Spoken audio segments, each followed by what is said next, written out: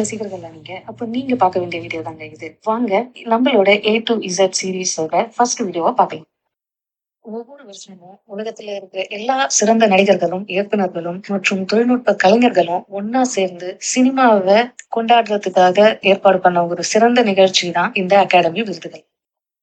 1929 இந்த வருஷம் தாங்க ஹாலிவுட் பூஸ் வேர்ல்ட் ஹோட்டல்ல இந்த அகாடமி விழா சின்னதா ஒரு தனிப்பட்ட குழுவுக்கு மட்டும் ஏற்பாடு பண்ணப்பட்ட ஒரு இரவு உணவு நிகழ்வா தான் ஆரம்பிச்சது. ஆனா இப்போ உலகம் முழுக்க இருக்கிற கோடிக்கணக்கான ரசிகர்கள் காணப்படும் இல்ல கொண்டாடப்படும் நிகழ்வா மாறிடுச்சு. இந்த தங்கச்சிலை பார்க்க ரொம்ப சிம்பிளா இருந்தாலும் இதோட மதிப்பு அளவிட முடியாததுங்க. இதோட உயரம் 13.5 அங்குலமும் இதோட எடை 8.5 பவுண்ட் எடையும் கொண்ட சிலை இது. உலக அளவுல சினிமா துறையில மிகப்பெரிய அங்கீகாரமாக கருதப்படும் தங்க சிலைதான் இது. சிறந்த படம், சிறந்த நடிகர், சிறந்த இயக்குனர், சிறந்த பின்னணி இசை, ஒவ்வொரு விருதும் ஒரு தனி சிறப்பு கொண்டுள்ளதுங்க. இப்படி ஒரு தனித்துவத்தை யார் அடையாளம் கண்டுபிடிக்கிறாங்கன்னு நினைக்கிறீங்க? ஆமாங்க, இந்த 10,000த்துக்கும் மேற்பட்ட சினிமா வல்லுநர்கள் கொண்ட அகாடமி அமைப்பு தான் இதை தேர்வு செய்யறாங்க.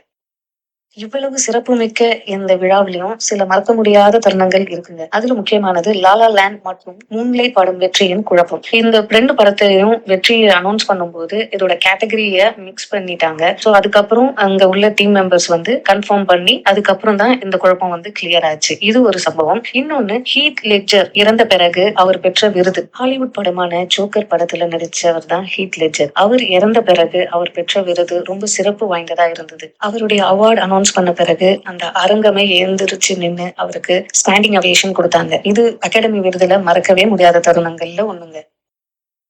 எல்லா துறைகளிலுமே ஏதோ ஒரு வகையில மேம்பட்ட தொழில்நுட்பம் அந்தந்த துறைகளுடைய வளர்ச்சியை மேம்படுத்திக்கிட்டே இருக்கு. இனிமே வரப்போற வருடங்கள்ல தான் நம்ம இந்த AI டெக்னாலஜியும் மத்த விஷயங்களும் இந்த அகாடமி அவார்ட்ஸை எந்த அளவுக்கு ஃபைன் டியூன் பண்ணதுன்னு பார்க்க போறோம்.